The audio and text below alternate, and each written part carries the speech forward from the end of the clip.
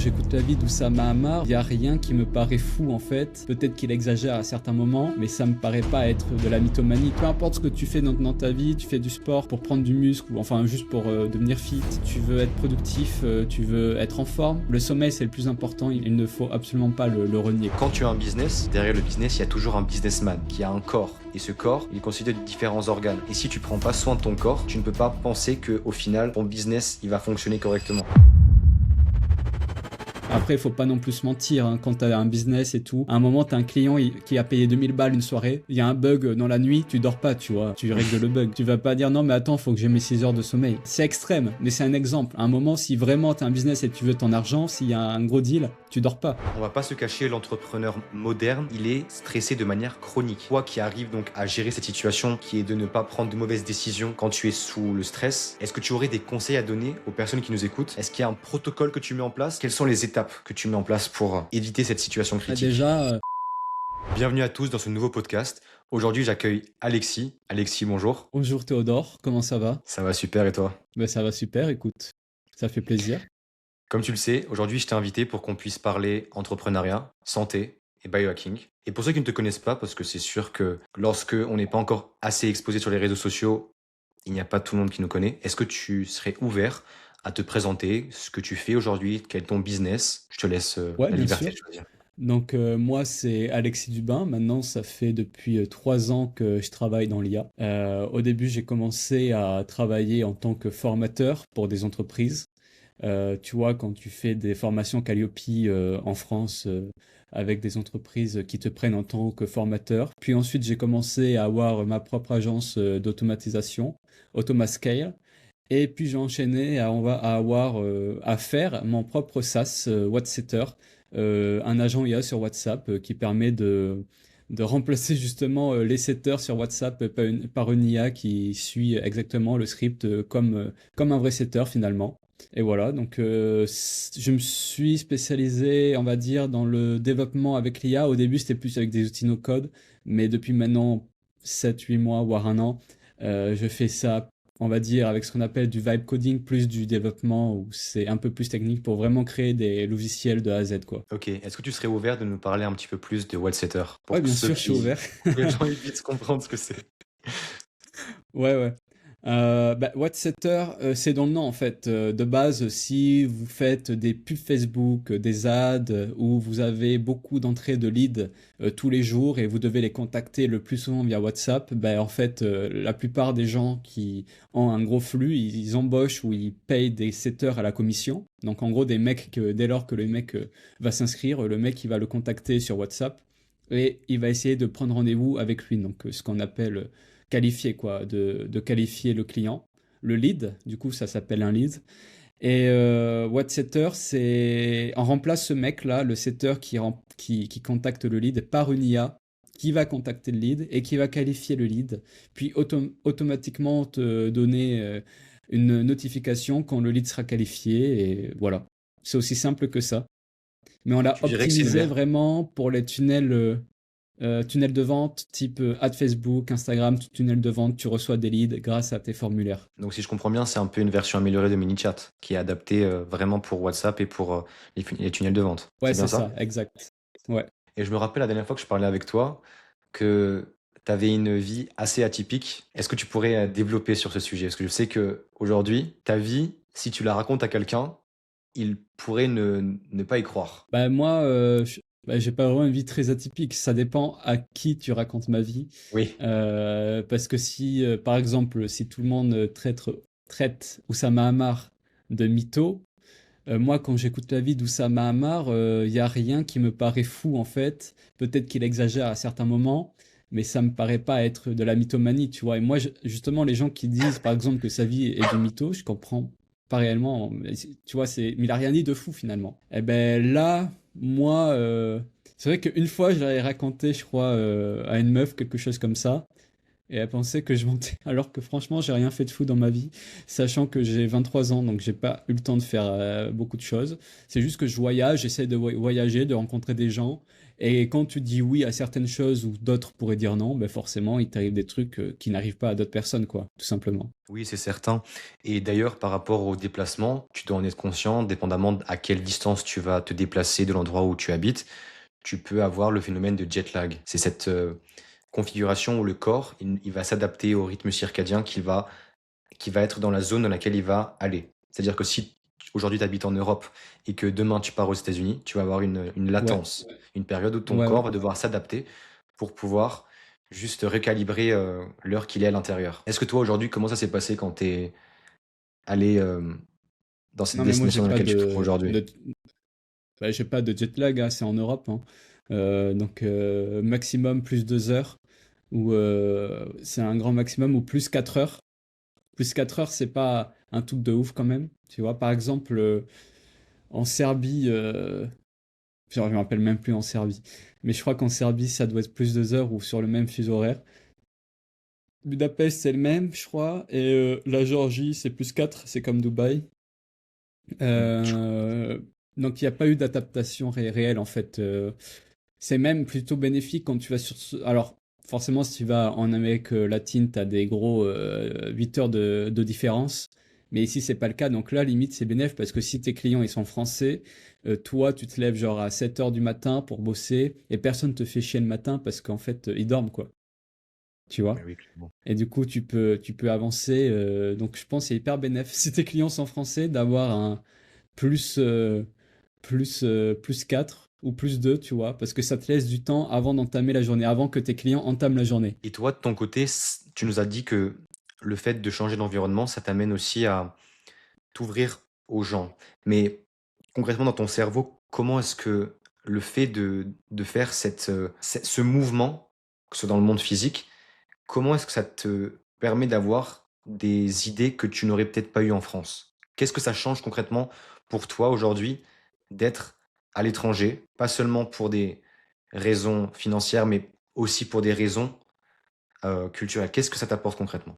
Ben, déjà, c'est les gens, l'étranger, du coup, tu rencontres des étrangers.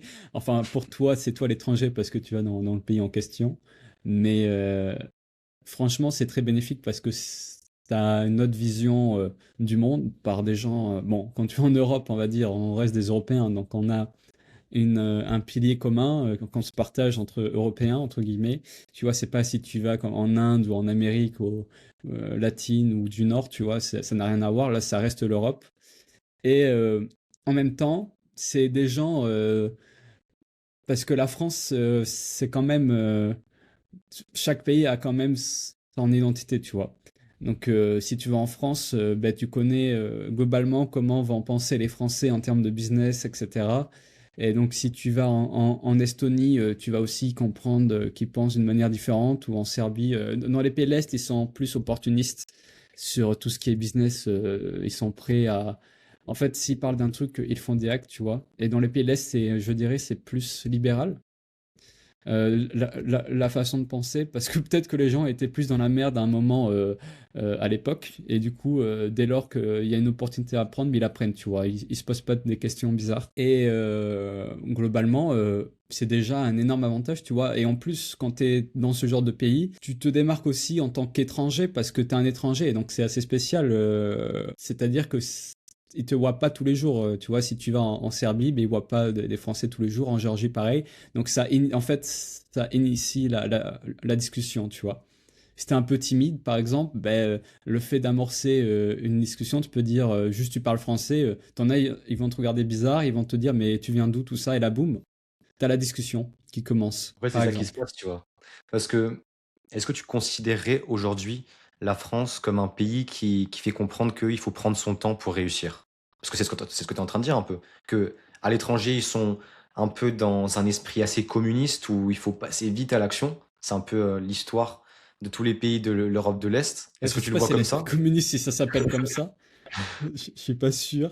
Euh, ben, la question, c'est est-ce qu'en France, il faut mettre son temps à réussir? Est-ce que c'est l'esprit, le mindset qu'il y a en France qu'il n'y a pas donc en Europe de l'Est? Ben, en France, on a toujours un peu été une société riche, avec beaucoup de ressources, avec beaucoup de puissance à travers le monde, pendant beaucoup de dizaines d'années. Même si ça stagne, pardon. Et la géopolitique et l'économie actuelle met la France en rang de puissance du tiers-monde. Non, je rigole, mais met la France dans un déclin, entre guillemets, comme toutes les puissances européennes. Ça reste fort parce qu'on part sur de bonnes bases, mais en fait, la mentalité des gens est corrélée au passé du pays. En fait, si tu vas, par exemple, le siècle dernier, bah, si tu vas dans tous les pays de l'ex-Union soviétique, bah, c'était la Hesse un peu, tu vois. Un peu dans tous ces pays-là. Tu vois, les gens, ils développent des instincts plus opportunistes dès lors qu'un régime qui leur empêchait de faire quelque chose tombe. Parce que quand on t'empêche de faire quelque chose, la première chose que tu veux faire, c'est de le faire, tu vois. De te révolter, parce qu'on t'a privé de C'est quelque de le chose que tu faire, voulais de le faire. révolter, et on t'a privé de quelque chose, et du coup, une fois qu'on arrête la privation, tu te rends compte que c'est une chance de vivre quand même dans un pays qui te permet pas mal de choses. Alors qu'en France, on a plus ou moins vécu dans un pays qui nous permettait de faire pas mal de choses, et donc les gens s'y sont habitués, et forcément, ça donne une mentalité comme ça. Mais après, c'est différent, parce que la France, de par son histoire royaliste à travers le temps, les bourgeois, tout ça, les nobles, etc. C'est un peu un pays de caste, ce qui fait que pour vite lancer un business, c'est-à-dire vite passer sur les podcasts, sur les réseaux sociaux, sur les gens qui vont te mettre en avant au tout début, si personne te connaît, juste avec ton idée, c'est compliqué parce que les gens, ils vont juste, et c'est normal, tout le monde fait ça, mais ils vont juste prendre leurs amis proches ou ceux qui connaissent pour les pousser, tu sais, vers la réussite. Parce que c'est un pays de caste, quoi. C'est-à-dire que pour traîner dans les cercles de notaires, d'avocats, bon ben voilà, faut faire partie de la famille. Mais tu as complètement raison, c'est exactement comme ça que fonctionne le monde par piston parfois. Maintenant, c'est vrai que avec toutes les discussions qu'on a eues ensemble, moi je remarque quelque chose d'essentiel en toi, c'est que tu as un esprit très rationnel. Et par rapport à ça, quelle habitude santé, tu dirais, a eu le plus gros impact sur ta clarté mentale aujourd'hui quand tu travailles? Parce que c'est vrai qu'aujourd'hui, en tant qu'entrepreneur, tu es dans la nécessité de toujours rester devant ton bureau pour travailler. Est-ce Bah, qu'il y a en des vrai, habitudes que tu as mis en place? Est-ce qu'il y a des habitudes que tu as mis en place ouais. qui t'ont facilité le passage à l'action, le travail, que ce soit quelque chose qui est lié à l'alimentation, au sport, aux douches froides? Parce que je sais qu'on en a parlé la dernière fois, tu m'as dit que il y a quelques années, tu avais des routines strictes et que aujourd'hui il y avait une évolution. Bah, c'est pas vraiment une évolution, c'est plus un relâchement. Mais pour les routines, en fait, j'ai essayé à une époque où j'étais jeune, 16, 17 ans, je suis tombé dans cette mode du développement personnel où la première fois, je me rappelle bien, là on est vraiment dans le cliché à 100%, mais j'étais en train, une époque où quand je jouais au poker en ligne et je découvrais Yomi Denzel, je crois que j'avais 16 ans. Mmh. Et à un moment, Yomi, dans sa vidéo, il dit là, maintenant, prends une douche froide. Mets en pause la vidéo et prends une douche froide. Donc j'ai mis en pause la vidéo, j'ai pris une douche froide. J'étais vraiment dans l'esprit motivation à l'époque. Puis à partir de ça, j'ai commencé à prendre toutes les habitudes que dit bullshit, tu sais, où faut faire ça, méditation, puis douche froide, puis tu fais ça, puis maintenant tu vas courir, tu vois. Effectivement, je peux comprendre certaines personnes qui disent que c'est bullshit parce que finalement, tu passes ta matinée à faire tes habitudes, mais tu n'avances pas dans ton travail. Tu vois, ça sert à rien. Mais force est de constater que au fil des années, certaines habitudes sont restées, notamment le fait que dès que je me lève, je fais un peu de sport, juste 1 minute pour réveiller mon corps et je vais directement à la douche froide. Enfin, je mets de l'eau chaude, mais je finis eau froide, tu vois, pour terminer de réveiller. Et c'est vrai que c'est quand même pas mal bénéfique pour moi, en tout cas. J'étais en bien meilleure santé, en bien meilleure forme. Euh, et pareil pour tout ce qui est, tu te lèves, tu fais tes œufs, tu prends ta douche froide, tu fais ta méditation. Ça peut paraître très bullshit dit comme ça, mais du coup, moi, de par ma vie, j'ai testé de le faire 1 an. Et à un moment, je me suis relâché 6 mois. Je me suis pas relâché parce que j'ai voulu tester voir ce que ça fait quand on se relâche. C'est juste que j'étais relâché, quoi. Et j'ai bien vu la différence entre le moment où je faisais toutes ces habitudes qui étaient sport le matin, douche froide, méditation. Donc ça me prend en gros, si tu te lèves tôt, voilà, tu te lèves à 7 heures, tu as tout fini à 8 heures et tu peux entamer ta journée correctement. Et quand 6 mois après, tu le fais plus. Et en fait, je crois que c'est un cumul. C'est premièrement, je le fais plus, donc je sens que ma vie, ma routine, c'est pas ouf, le sommeil, etc. Et du coup, je le sens direct. Je le sens direct. En plus de ça, je vieillis, donc c'est aussi peut-être un effet qui se cumule, tu vois. Tu vieillis, t'as plus 16 ans, plus en plus t'as plus tu n'as plus tes habitudes. Mais moi, je dirais que le plus important, parce que ça, par contre, je l'ai vraiment expérimenté, c'est avoir tous les jours sa routine de sommeil, c'est-à-dire que tous les jours, par exemple, tu te réveilles à 7 heures, 8 heures, ou que sais-je, peu importe tes habitudes, mais tous les jours la même heure, et au bout de 2 mois, t'as plus besoin de réveil parce que tu te réveilles naturellement, et avoir une routine de merde. Tu te couches à 3 heures du matin, tu te lèves à midi, et ça, je peux dire, c'est destructeur. C'est le plus important, peu importe ce que tu fais dans ta vie, tu fais du sport pour prendre du muscle, ou enfin juste pour devenir fit, tu veux être productif, tu veux être en forme, le sommeil c'est le plus important, il ne faut absolument pas le renier, tu vois. Sinon c'est très compliqué. Une fois que tu as refait un bon sommeil, là, tu peux commencer les autres habitudes dites bullshit, mais qui sont quand même très utiles parce que tu sens une différence, quoi. Je veux dire, tu as fait ta méditation, tu as fait ta douche froide, le matin, tu es prêt à commencer, tu le sens vraiment. Après, oui, c'est ce qui se passe, c'est quelque chose de très vrai. Aujourd'hui, quand une personne ne respecte pas les heures fixes pour se réveiller, eh bah, en fait, elle est juste en train de se mettre en difficulté. C'est-à-dire que tu décides de te coucher tous les jours à la même heure et tu te réveilles à des heures variables tous les jours. Tu ne donnes pas un signal de sécurité à ton corps, à l'intérieur de ton système nerveux. Il est en train de Pire, disjoncter. après, il y a pire. Tu te couches à des heures variables et tu te lèves à des heures variables. Et ça, c'est pire. Non, mais c'est pire. Et d'ailleurs, toi, par rapport à tes projets comme Whatsetter qui tournent 24 heures sur 24, c'est comme ça que ça Ouais. fonctionne.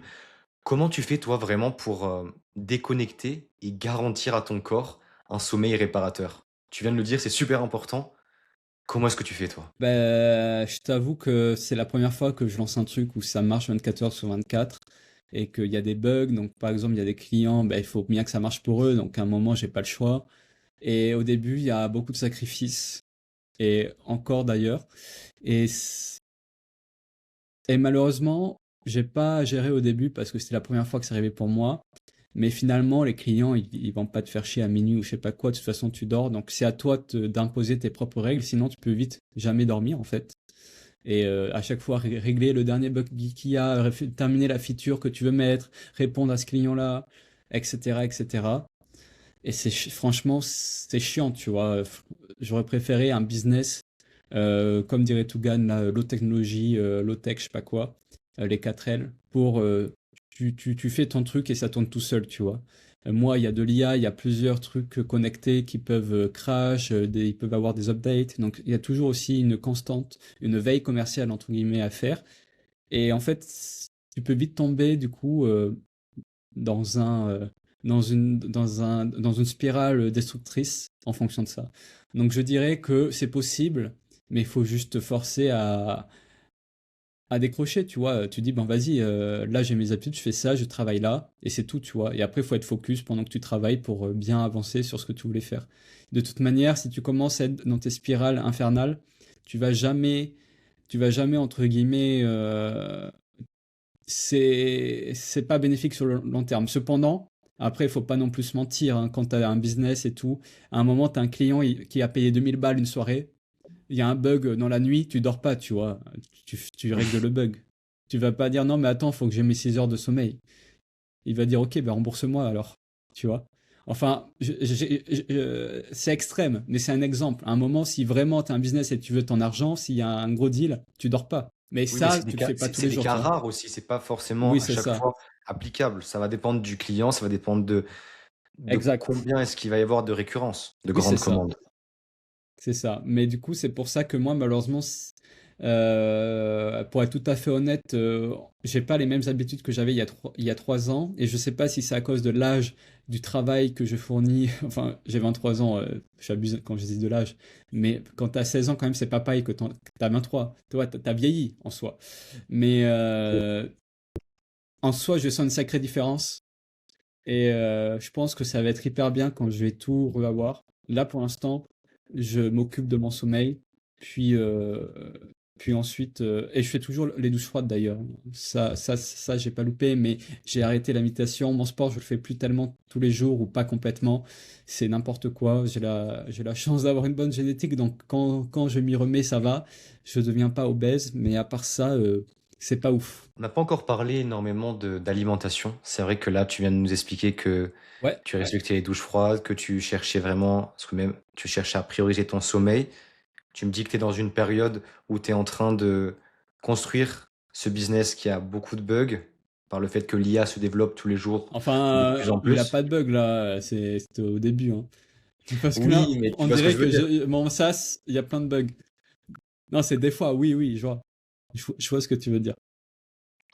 Et donc toi, aujourd'hui, comment est-ce que l'alimentation, à quelle place est-ce qu'elle a dans ta vie? Comment est-ce que tu alimentes ton véhicule de vie pour que tu aies donc les résultats que tu veux avoir dans ton business? On va pas se le cacher, aujourd'hui, quand tu as un business, derrière le business, il y a toujours un businessman qui a un corps. Et ce corps, il est constitué de différents organes. Et si tu prends pas soin de ton corps, tu ne peux pas penser que au final, ton business, il va fonctionner correctement.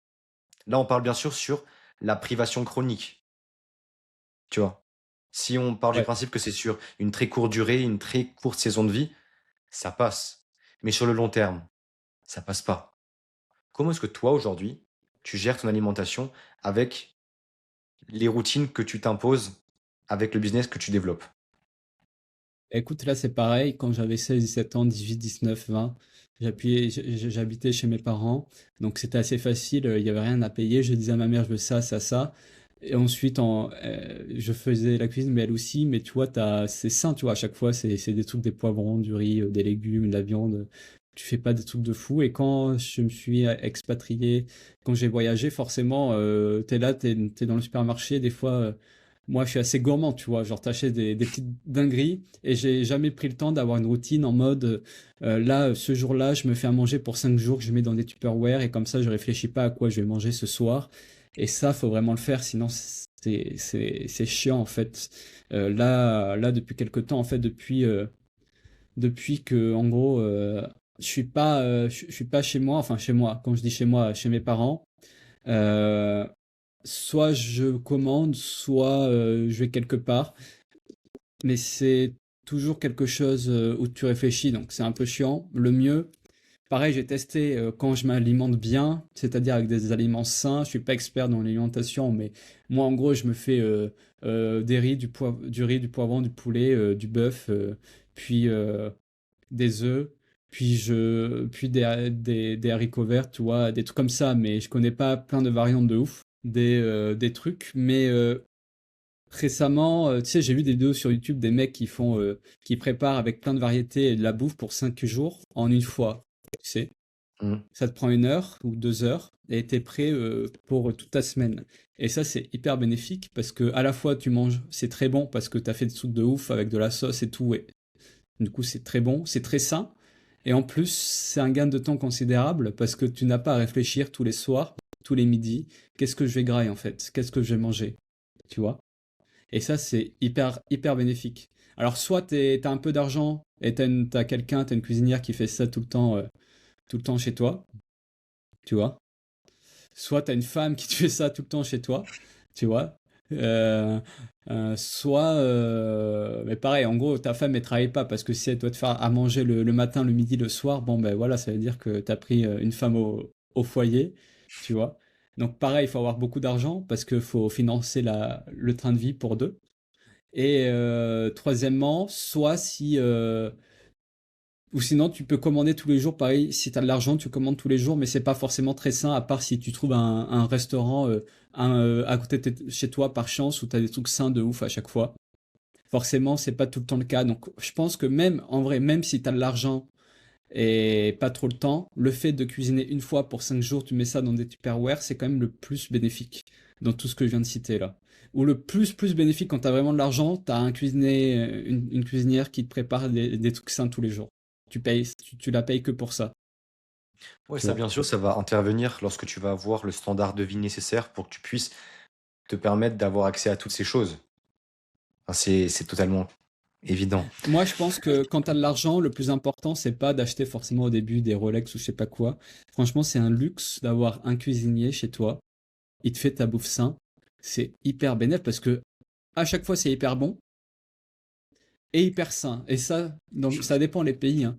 Mais on va faire une fourchette de type 200 euros par jour. On va dire, admettons, tu payes 200 balles ou 100 euros par jour pour faire ça et tu payes les courses. Je sais pas combien ça coûte en fonction du pays, de la qualité. 100 ou 200, peut-être 300, c'est luxe, mais c'est pas non plus la mort, tu vois. Donc, si tu as vraiment beaucoup d'argent, tu fais 20-30 000 euros par mois. Avoir ça, c'est quand même hyper bénéf. En fait, il faut se dire que déléguer des tâches qui te rapportent moins que l'argent que tu pourrais avoir en faisant les tâches qui vont te rapporter le plus, c'est bénéf de fou. C'est même l'objectif de déléguer. C'est Quand ça te ça. rapporte moins que ce que tu pourrais obtenir, tu le donnes à quelqu'un. Mais surtout que ça pourrait peut-être te rapporter plus parce que tu vas manger une meilleure bouffe, plus sain, etc. Donc tu seras en meilleure santé.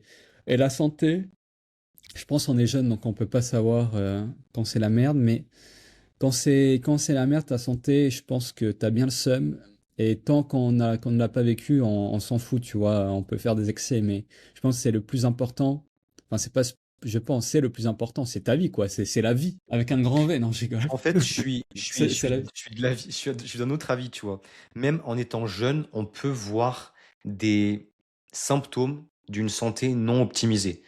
Tu peux avoir 18 ans, tu peux avoir 21 ans, 23 ans, et tu peux avoir une très mauvaise santé, penser que tout va bien, parce qu'en fait, le problème, c'est quoi? C'est qu'aujourd'hui, le corps, il va s'adapter à ce que tu fais. Donc, à partir du moment où tu vas lui montrer que ce que tu fais, c'est normal, eh bien, il va l'accepter comme vrai.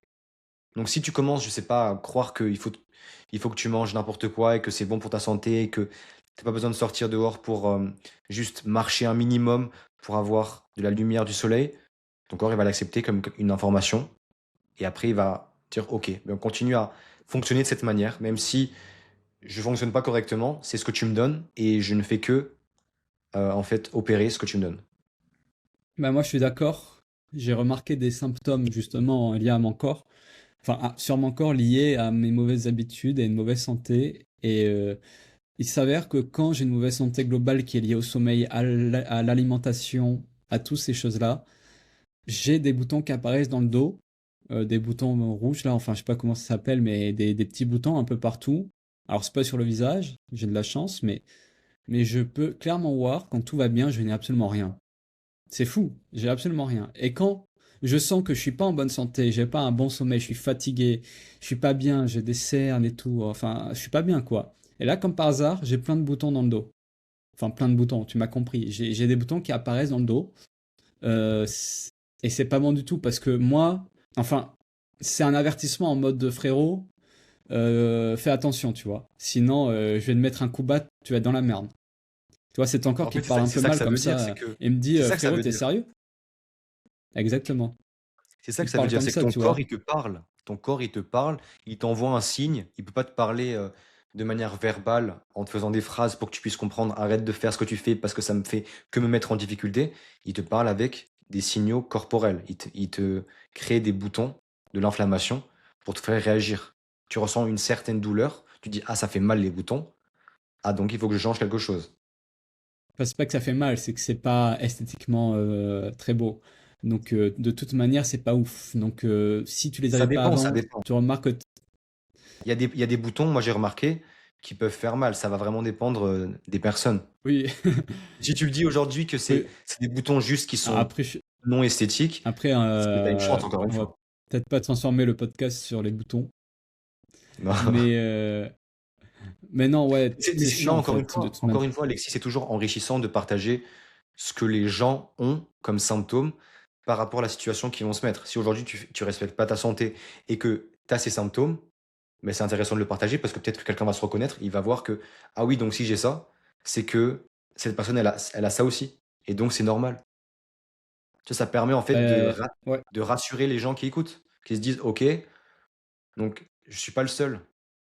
C'est dans cette optique qu'il faut voir les choses. Après, ça dépend parce que si une personne, elle sent qu'elle est fatiguée et qu'elle a des mauvaises habitudes et comme par magie, il y a des boutons qui apparaissent, peut-être qu'elle va faire tu sais qu'elle va lier ça. Ah bah oui, bah c'est à cause de ça, tu vois. Donc,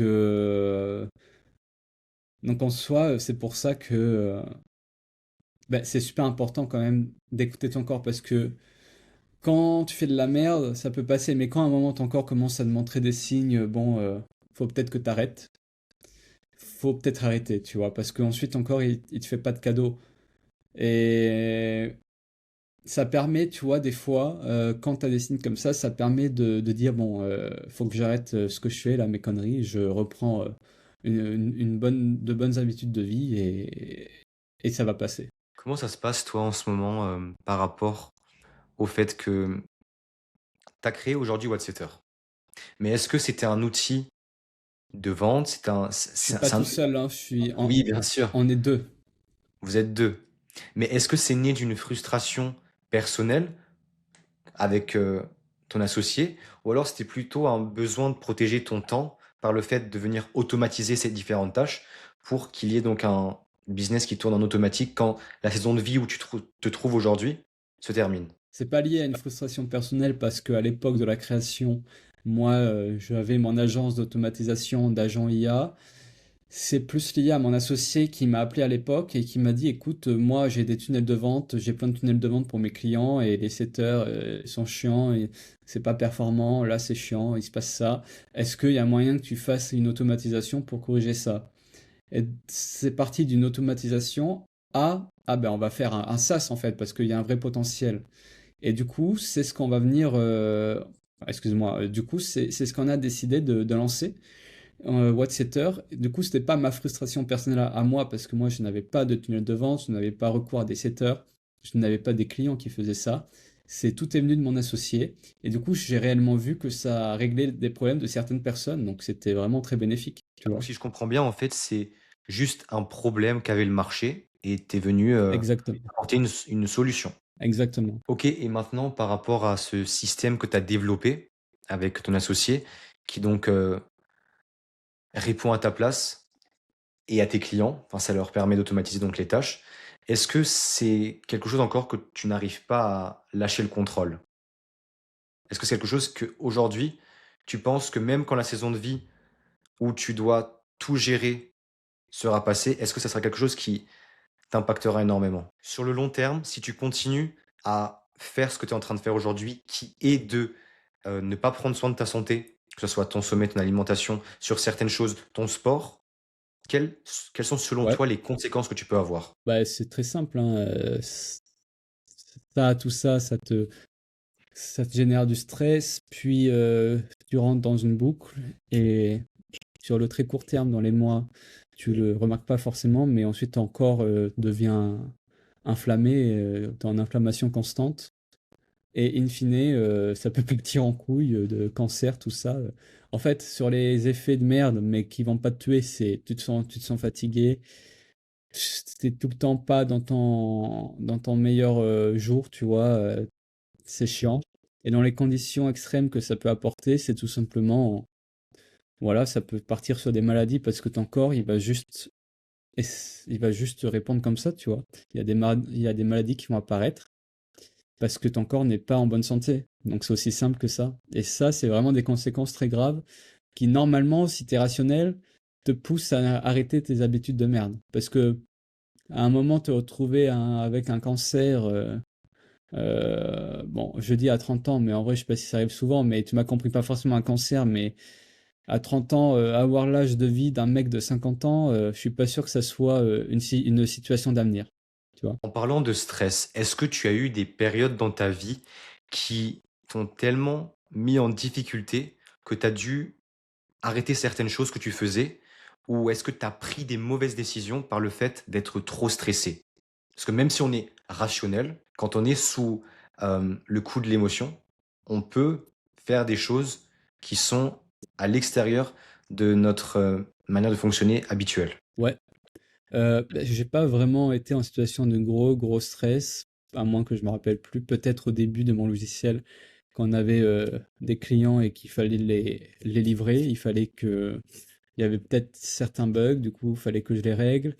Et donc, c'était pas en mode j'ai pris de mauvaises décisions, c'est juste que je l'ai fait sous le stress ou sur le stress ou avec un manque de temps en mode ah faut vite que je le fasse. Et j'aime pas travailler dans ces conditions, c'est pas du tout confortable. Donc c'était juste ça, mais après, je dirais pas que j'ai pris de mauvaises décisions grâce à cause du stress, tu vois. Je ne pense pas. Maintenant que tu le dis, ok, ça c'est ta situation.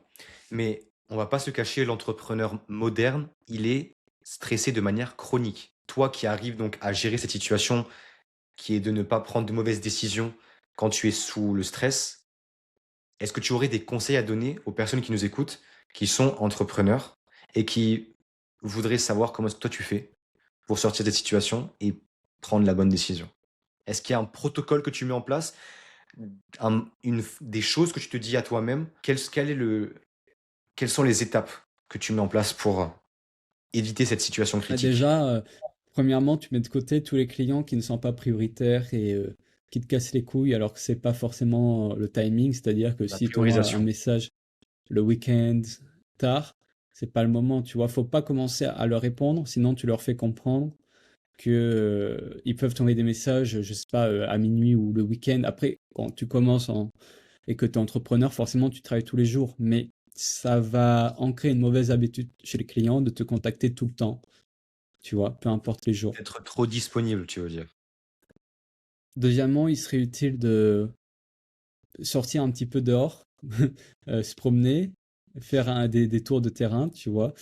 Après, c'est compliqué si tu habites au Pakistan et que tu te prends 300 000 vapeurs de dioxyde de carbone à cause des voitures, tu vois, peut-être tu vas ressortir encore plus stressé qu'avant. Mais l'idée, c'est de couper tout ce que tu fais, revenir dans 30 minutes, puis ensuite, vraiment, tu priorises, ok, ben, je vais faire cette tâche parce que c'est la plus importante. Et après, si t'as pas le choix, ben, tu le fais, quoi. Après, l'idée, c'est de ne plus se mettre dans cette situation. Forcément, c'est comme quand tu te fais agresser, comment tu t'en sors. Mais le mieux, c'est de pas se faire agresser, en fait, pour s'en sortir. Donc là, c'est pareil. Donc effectivement, une fois que tu es en situation et que tu es dans la merde, après, si c'est un stress constant, chronique lié à ton activité sur le long terme, là, c'est compliqué. Là, faut soit faire un travail de méditation, soit changer ce que tu fais parce que sinon, tu vas mourir, tu vois. Tu vas attraper un cancer et c'est finito. Bah, tu vas pas mourir tout de suite, mais ça va être progressif. Tu vas avoir des Ouais, c'est ça. symptômes, des choses qui vont arriver, qui vont te faire comprendre que là, la situation est hors contrôle, quoi. Exact. Donc, c'est pas du tout bénef. Par contre, si c'est un stress lié à quelque chose de soudain, bah, si ça arrive quelquefois, c'est pas grave, tu vois, tu le fais, tu te mets pas la pression et ça devrait passer. Mais si c'est un stress qui est ancré sur le, sur le temps long, Sur le long terme, euh, ouais, sur le long terme, ça va être compliqué à suivre cette cadence sans. Tu pourras la suivre, hein, mais tu vas sûrement choper une crise cardiaque ou je sais pas, un truc qui te rappelle que faut pas faire n'importe quoi avec ta vie non plus, quoi. bah, aujourd'hui, il y a beaucoup trop d'études scientifiques qui ont été mises en avant qui montrent que le manque de sommeil, il va pas seulement affecter tes hormones, mais il va aussi affecter plein de systèmes dans ton corps. Déjà, tes neurotransmetteurs comme la dopamine, enfin, la sérotonine, toutes ces hormones dans ton corps qui vont passer. La cortisol également, celle qui est une des hormones du stress. La leptine, l'hormone de la satiété, la gréline, l'hormone de la faim. Bon, et plein d'autres hormones, elles vont être tellement déréglées. Tu vas avoir un tel niveau de stress, d'instabilité de survie, que tu vas plus manger. Donc, tu vas prendre plus de poids sur 365 jours. Tu vas aussi avoir des risques de maladies cardiovasculaires encore plus élevés. Donc, ce que tu dis, c'est complètement cohérent. Et ça arrive de plus en plus pour les gens qui euh, succombent à la tentation de d'écouter ses émotions à 100% et de se priver au maximum de sommeil et d'une stabilité minimale qu'il faut rechercher. Je sais qu'aujourd'hui, s'il y a des personnes qui se reconnaissent, c'est que le sujet de la vidéo, il touche un problème profond. Eh bien écoute, Alexis, le temps passe très vite quand je parle avec toi. Pour terminer ce podcast, j'aimerais te poser une question clé. Si tu devais classer Ouais. ces trois piliers qui sont la santé, ton lieu de vie et ton business ou etc., lequel est le socle des deux autres? Et si l'un s'écroule, est-ce que les autres peuvent tenir? Je pense que c'est assez logique la réponse.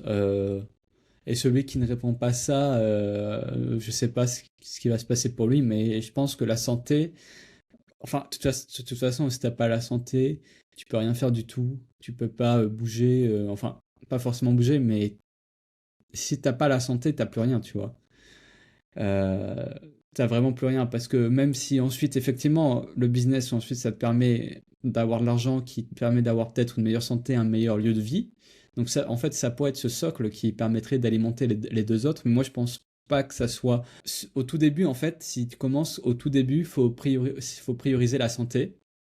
Comme ça, tu es bien pour faire ce que tu veux et tu seras hyper bien pour travailler, pour faire tes projets. Donc ça, c'est parfait. Et ensuite, effectivement, grâce à ton business, si tu fais de l'argent, et tu vas peut-être réinvestir dans ta santé et ton lieu de vie, tu vois, pour avoir encore une meilleure santé ou un meilleur lieu de vie ou une meilleure manière de vivre en fonction de tes critères à toi et de ce que tu veux dans la vie, tu vois.